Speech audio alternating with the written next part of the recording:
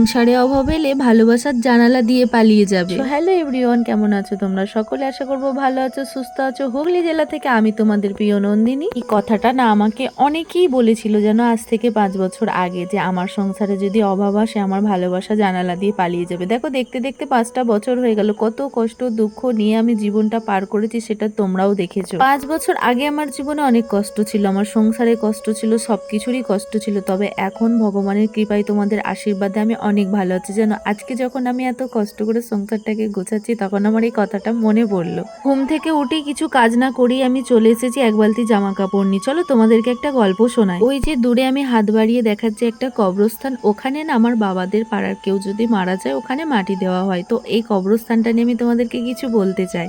আমি খালি আমার মাকে বলতাম, জানো যে মা, আমি যেখানেই থাকি না কেন, আমার যেখানেই বিয়ে হোক না কেন, আমাকে তোমাদের এই কবরস্থানেই মাটি দিও। এটা নিয়েও তোমরা কেউ নেগেটিভ কমেন্ট করো না। আমি ওই দিকটা দেখলাম তো, প্রায়ই দেখি, তো তাই তোমাদের সাথে আজকে শেয়ার করলাম।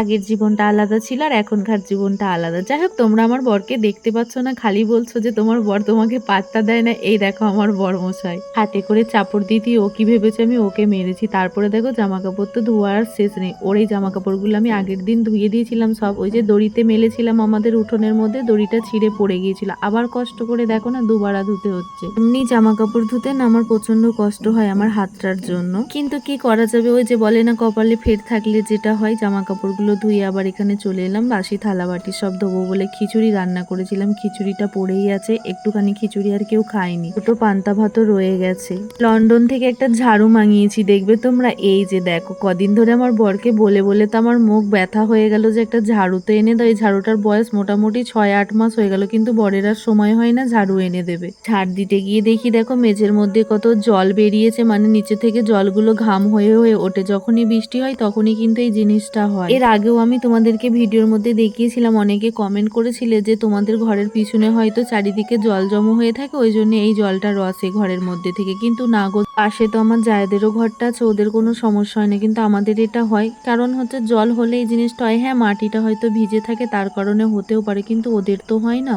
এই দেখো আমার হিরো, আমার হিরোকে তোমরা দেখতে পাচ্ছ না বলে তোমাদের অনেক মন খারাপ করছে। যাই হোক, জীবনে প্রবলেমটা কম নেই, সব প্রবলেম সলভ করে নিই, সলভ করে কিন্তু জীবনটাকে নিয়ে এগিয়েই যাচ্ছি। দেখতে দেখতে বছর পার হয়ে যাচ্ছে জানো, কিন্তু আমার সংসারে অভাব পড়ার সত্ত্বেও কিন্তু আমি সংসার ছেড়ে যাইনি। যারা এই কথাটা বলে, তাই মনে পড়লো, মানে ভিডিওটা যখন আমি করি, সমস্ত ভিডিওটা তোমরা পুরোটা দেখলে তবেই বুঝতে পারবে যে আজকের ভিডিওটা একটু অন্যরকম টাইপেরই ভিডিও আমি করেছি।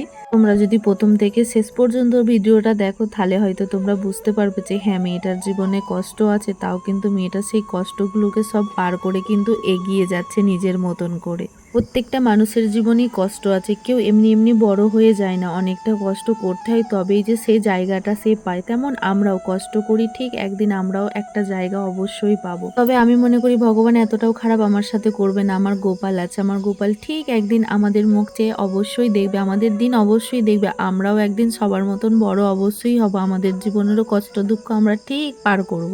যখন আমি প্রথম বিয়ে করে এই বাড়িতে আসি তখন আমার এই সংসারটায় অভাব কম ছিল না। আমার বরের তখন ইনকাম সেরকম কিছুই ছিল না, 50 টাকায় ব্লাড টানতে যেত যেন সিল্টু ভাইয়ের সাথে। সেই সব দিনগুলো যখন আমি পার করে ফেলেছি, এখন তো বলবো, আমি গর্ব করে বলবো না, যথেষ্ট আমার বরের ভালো ইনকাম আছে, নিজে একা সংসার চালাবার মতন ক্ষমতা তার আছে। যারা আমার বরকে ছোট করো যে আমার বর কিছু করে না, এটা ওটা ইত্যাদি, তাদের উদ্দেশ্যে আমি একটা কথাই বলতে চাই, সবাই না কষ্ট করেই বড় হয়। তোমরাও অনেক কষ্ট করে বড় হয়েছো, আমরাও একদিন বড় হব।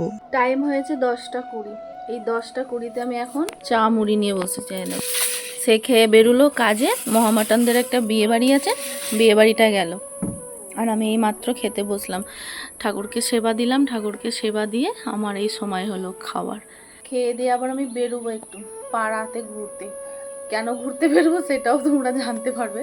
নন্দিনীর কতটা মানে সেই আকাল না অভাব কি বলে না ব্যাপারটা, এসেছে তোমরা দেখতে পাবে। মানে সেই বলে না মানুষ ঠেলায় পড়লে চাপে পড়লে বাপ বলে, সেরকম একটা ব্যাপার আমার হয়ে গেছে। যাই হোক, এখন চাটা তাড়াতাড়ি খেয়ে নিই, খেয়ে আমাকে 2টো বাড়ি যেতে হবে। 2টো বাড়িতে ঘুরে ঘুরে আমি কি জোগাড় করছি খালি তোমরা দেখবে। সে তো বেরিয়ে কাজে চলে গেল, আর আমাকে দায়িত্ব দিয়ে গেছে, এবার তুমি যা পারো করো। গ্যাস তো আমার নেই, তোমরাও জানো, উনুনে রান্না করছি, কাঠটাও নেই যে উনুনে রান্না করবো। কি আর বলবো। ঠিক আছে, চলো এখন খাই, তারপরে দেখছি কি করে কি জোগাড় হয়। এই যে হাতে একটা ব্যাগ নিয়েছি, ব্যাগটা নিয়ে এখন যাচ্ছি বড় কাকুদের বাড়ি যাব, আমাদের মামাদের বাড়ি যাব, ছোট মামিদের বাড়িতে যাব। এখন সবার বাড়ি শুধু বেরিয়েছি, কার বাড়ি কাঠ আনবো, কার বাড়ি থেকে আলু আনবো। বড় কাকি কালকে বলেছে আসবি, এসে আলু নিয়ে যাবি, সেদিনকে এক ব্যাগ আলু নিয়ে এসেছিলাম। ছোট মামি বলেছে যে কালকে আসবে, দুটো বাঁশ আছে ফাটিয়ে দেবো, এখন রান্না করবো যতদিন না গ্যাস পাচ্ছ। আর আমাদের মামাদের বাড়ি থেকে নেবো চাল। ভগবান কি দিন এলো আমার। চালটা নেবো মামাদের বাড়িতে এই কারণে বরের সময় হয়ে উঠলো না জানো, ওর একটা কাজ ছিল তো তাড়াহুড়ো করে বেরিয়ে গেল, দিয়ে বললো একটু ম্যানেজ করে চালাও না, আমি কালকে তোমাকে নিয়ে এসে দেবো। তাই বাকি আদার্স কিছু নাই, এটা নিয়েও তোমরা কেউ খারাপ কমেন্ট করো না, এটার জন্য আমার সংসারে এমন কিছু অভাব আসেনি। আর হ্যাঁ, তোমরা তো সবাই জানো গ্যাসের এখন অনেক সমস্যা চলছে, তাই ছোট মামি আমাকে কাঠ দেবে বলেছে, আমি আনতে যাচ্ছি। ওই দেখো দজ্জাল বাবা। হ্যাঁ ব্যাগটা ভর্তি করে দাও আলু দিয়ে। জামাই ষষ্ঠী আছে, জামাই ষষ্ঠী আছে বলে গোপ ফোপ কালো করে ফেলে শ্বশুর বাড়ি যাবে। জামাই ষষ্ঠী নেমন্তন্ন নিয়ে গেছি কালকে। দাও আলু দাও, রান্না করবে পরে। চল আলুটা ভর, শক্তি গেছে কাজে। চিচিকিটা বার কর, এটা এখন চাল নিয়ে যেতে হবে। ফর্মটা ফিল আপ করার কথা বলেছে। এই এক ব্যাগ আম আর কয় সবাইকে দিয়ে দিয়েছো? কালকে আমার কাকু মামার বাড়ি থেকে কত আম নিয়ে এসেছিল, আমার ঠাকুমার বাপের বাড়ি থেকে, আমিও নিয়ে গেছি, আমিও খাইনি। আদাম ওরা নিয়ে এসেছে 1 বস্তা আম, আর কাকু নিয়ে এসেছে 8 বস্তা আম মামার বাড়ি থেকে আম নিয়ে এসে, এই কুলেপাড়া থেকে। ওইটা কুলেপাড়া কি বলে, তোমার কি পাড়া বলে তোমাদের এখানটা, গ্রামটার নাম কি? কুলেপাড়ার কি শুধুই কুলেপাড়া? কালনা কুলেপাড়া, কালনা কথা। তুমি তো কাঠ দিয়ে রান্না করছো, আমি এখন যাবো ছোট মামির কাছে কাঠ আনতে, জানো লজ্জা করে না এই সমস্ত মানুষদের, জানো বউটা রান্না বান্না করতে পারছে না, একবার ফোন করে জিজ্ঞাসা করেনি বৌমা ভাত খেয়েছো? এখন এসে বলছি বলছে হাঁড়িতে ভাত রান্না আছে, খেয়ে নাও এসে। হ্যাঁ এগুলো মানা যায়? বউটা ছোট পাড়া বউ, কত আর কষ্ট করে করবে তোমরা বলো? এরম অপমান আর এরম দুঃখ কষ্ট আমার জীবন থেকে যেন অন্য কারো জীবনে না হয়।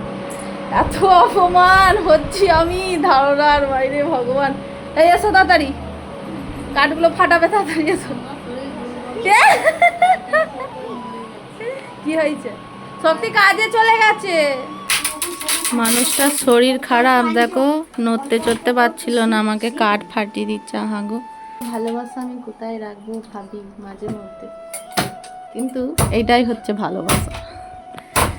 এই নিয়ে যাবো এখন, সেই কাঠ দিলে কাল অবধি রান্না হলো। কবে নিয়ে গেছিলাম বলো দেখি? ওই দুটো করে ঘুঁটো ধরিয়ে বাড়ি থেকে আলু নিলাম, এখান থেকে কাঠ নিলাম, আবার চালও নেবো।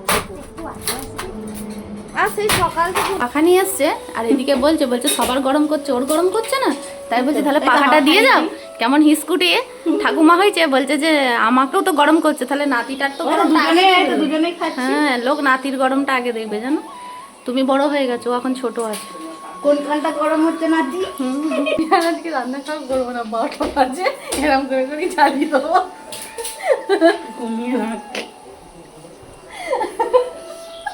আমি ভিডিও করবো, খালি রাতে দিদা আমাকে দেখবে, বলে মেয়েটা মানে পাগল মাগল হয়েছে, কাজ সাথে বাকি কি জানি। দাদাকে এই মাত্র বক না, দাদাকে প্রথমত এখানে সোয়াবিন আলু তরকারি দেখো চেয়ে আসো। সোয়াবিন আলু খেতেও ভালো লাগে না, রান্না করতেও ভালো লাগে না, তাও কিন্তু রান্না করি, যেমনই তরকারি হয় খেতে মোটামুটি ভালোই লাগে। সেই সকাল থেকে জোগাড় হয়ে এখন 1টা বাজে, এখনো রান্না নামিনি। আর এদিকে আকাশটা দেখো ফুটো হবে হচ্ছে, যা ডাকছে, রেগে গেছে মানে আমার মতন। আমি তো রেগে দেখো আমার গা দিয়ে জল বেরিয়ে গেছে, আর আকাশ ঘুম করছে। তেলের বোতলটা একবার ফেলে দাও দেখি। না বাবারে থাকবো না, এদিকে নাকে কাটছে, আর তেলটা এত কি করে এলো? যখন আমি তেলের এই বোতলটা বার করি, লোক দেখে অবাক হয়ে যায়, এইটার মধ্যে তেল, মানে বোতলটা কিসের মতো লাগছে ঠিক তোমরা কমেন্ট করে জানিয়ে। এটাতে একটা তেলই পেয়েছিলাম, বাদামের তেল, পনসারে আমি পেয়েছিলাম ভিডিও করার জন্য, আমি দিয়েছিলাম। তেলটা কিন্তু খুব সুন্দর ছিল, বাদামের তেল, দারুণ ছিল। ঠিক আছে, সেই থেকে রান্না করছে আমার মামি, একটু আমার মায়া বুঝলো না। দেখো বাড়ি চলে যাচ্ছে মানুষটা। যেও না সোনা, ভাত খেয়ে যাবে। সোনা ভাত খেয়ে যাও সোনা। জোগাড় করতে তোমার 1টা বেলা চলে যায়, কিন্তু খেতে এটার বেশি সময় লাগবে না, হবে আর খাওয়া নিমেষে শেষ। যারা আমাকে ভালোবাসে তারা আমার দুঃখ কষ্টটা দেখতে পারে না। এই যে আমার গ্যাস শেষ হয়ে গেছে, আমি কোনো মতেই গ্যাস পাচ্ছি না। তোমরাও জানো এখন ব্ল্যাকে গ্যাস দিচ্ছে না, তাই আমাকে কাঠে রান্না করতে হচ্ছে। আর ছোটো মামি তো আমাকে প্রথম দিন থেকেই কাঠ দিয়েছে। আমার শাশুড়িরও অনেক কাঠ থাকে, সেই বেচারি বেরোতে পারিনি, তার জন্যই কাঠ জোগাড় করতে পারছে না, তাই এখন আমাকে এই মামিদের বাড়ি থেকে নিয়েছি রান্না করতে হচ্ছে। ভগবানও কি নিষ্ঠুর, আমার ওপরে একটুও মায়া করলো না। দেখো বৃষ্টিটা চলে এলো আর আমি এখানে উনুনটা নিয়ে বসে আছি। তোর বাপি মাংস রান্না করেছে, আমাকে কি দেবে? দেবে না। বৃষ্টি এসে যাওয়ার কারণে উনুন তুলে উনুনে রান্না করেছি জানো। আমি জানি আমার বর দুপুরবেলা এসে খাবে। শাক ভাজাটার ভাতটা ঝাড় করে এই যে এখানে করলাম, এই যে উনুন তুলে নিয়েছি এখানে। প্রচুর জোরে মেঘ ধরেছিল, কিন্তু আমিও জানি বৃষ্টিটা বেইমানি করলাম আমার সাথে, বৃষ্টি হবে না, তাও কিন্তু বৃষ্টি ওই 1 ফোঁটা 2 ফোঁটা করে পড়েছে। আর কি বলবো, সবাই বেইমানি করছে আমার সাথে, আর কারেন্টটাই কেন করবে না। জামা কাপড়গুলো ছুটে গিয়ে তুলে নিয়ে এলাম, চাদর টাদর সব। এই সব থেকে মানে এতদিন পরে, মানে 5 বছর আমি এখানে এসে সংসার করছি, সব থেকে লং আমি বিছানার চাদর এটাই পেতে রেখেছি। কারণ হচ্ছে এই চাদরগুলো সব জড়ো হয়েছিল, 5টা চাদর বিছানার, 5টা চাদরই জড়ো হয়েছিল, আমার কাচার সময় হচ্ছিল না, কারণ ভালোই লাগছিল না কাচতে। কারণ হচ্ছে যখনই জামা কাপড় কিছু আমি ধুচ্ছি না, ওই যে নির্মার খাড় যেটা, ওটা মানে আমার হাতে লাগলেই না, দেখো তোমাদের দেখাই, দেখো দেখো আমার হাতে ফোসা। কালকে জামা কাপড় কি একটুখানি ওর ধুয়ে দিয়েছি, মানে এইভাবে যে লগড়ানো হয় না, মানে ময়লাগুলো তোলার জন্য, দেখো কালকে এখানে ফোসা পড়ে গেছে। তার আগে এই দেখো এইটা ফোসা পড়েছে, ওর জন্য আমি রেখে দিয়েছিলাম, রাগে ধিৎকারে জামা কাপড় ধুইনি, মানে জড়ো করে রেখে দিয়েছিলাম। কিন্তু সেটা তো জড়ো করলে হবে না, ধুতে তো হবেই। তাই আবার কি করব, বিছানার চাদরগুলো কালকে আমি কেচেছি আর ও ধুয়ে দিয়েছে বেচারি। চলো এখানের মধ্যে যে কোনো একটা চাদর বিছিয়ে নিই, সবথেকে ফেভারিট যেটা আমার সেটাই। আর অনেকে কমেন্ট করেছো যে এই চাদরটার লিঙ্ক অবশ্যই দিও না, এই চাদরটা খুব সুন্দর লাগে যখন বিছানার মধ্যে বিছাই আমি। কিন্তু ইয়াস কথা বলছি, এই চাদরটা আমি মুম্বাই থেকে এনেছিলাম। এই চাদরটা কোনো অনলাইন থেকে আমার নেওয়া নয়। কিভাবে লিঙ্ক দেবো বলো? মুম্বাইয়ে যে বোনের বাড়ি আমি ঘুরতে গিয়েছিলাম, মানে ওর সাথে বাজারে গিয়েছিলাম, দিয়ে এটা ও একটা নেয় আমি একটা নিই, দুজনা মিলে মানে নিই, ও সেম একদম সেম। সত্যি এই চাদরটা খুব সুন্দর, বেডশিটটা খুবই সুন্দর। চলো এটা এখন এবার বিছিয়ে নিই, তারপরে পরে তোমাদের সাথে দেখা হচ্ছে, কথা হচ্ছে।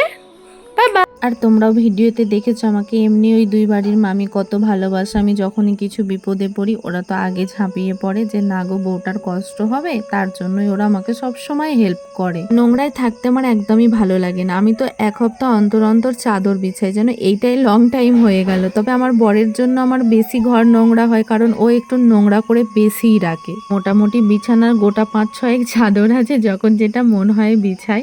এই বিছানার রং বেরকম চাদর পাল্টানোটা এটা প্রত্যেকটা মেয়েই করে, প্রত্যেকটা মেয়েরই ভালো লাগে। একটা চাদরের বিছানা কখনোই কারো ভালো লাগে না। আর এটা তো আমার প্রথম থেকেই, শুধু এখানে এসেছি বলে না, আগেও ঠিক আমি এমনই ছিলাম। বিছানার চাদর নোংরা থাকলে আমার একদম ভালো লাগে না, ওই জন্য আমি এত ঘন ঘন বিছানার চাদর পাল্টাই। আমার বরেরও ভালো লাগে না, রাত্রে তো দুজনের কারোরই ঘুম আসে না। বর কাজে গেছে বলে ভাবলাম যে না চলো চাদরগুলো যেহেতু শুকিয়ে গেছে ওইগুলোকে গুছিয়েও রাখি, আর একটা বিছানার চাদর বিছিয়েও নি। ওই চাদরটাই শুতে আর ভালো লাগছে না, সেরকম খুব একটা নোংরা হয়নি, তাও আমার ভালো লাগছে না। দেখো আমাদের ঘরে তখন সেরকম বাচ্চা কাচ্চা নেই, আর বাচ্চাগুলো বড় হয়ে গেছে, তার জন্য আমার ঘরে খুব একটা নোংরা হয় না। আর আমার না বিছানার চাদর পরিষ্কার পরিচ্ছন্ন রাখতে ভীষণ ভালো লাগে, মানে ঘুরবো ফিরবো তার আমি একটু করে বিছানাটাকে গুছিয়ে নেবো। আমার বর দেখবে আর খালি বলবে, ও বিছানাটার মধ্যে যেন মনে হয় তুমি সোনা দানা কিছু ছড়িয়ে রেখেছো। এটা যে শুধু আমার মধ্যে আছে তা নয়, এটা কিন্তু অনেক বাড়ির বউ মেয়েদের আছে, যে বিছানা গুছিয়ে রাখতে তাদের খুবই ভালো লাগে। আমাদের মেয়েদেরই এটা ভীষণ ভালো লাগে।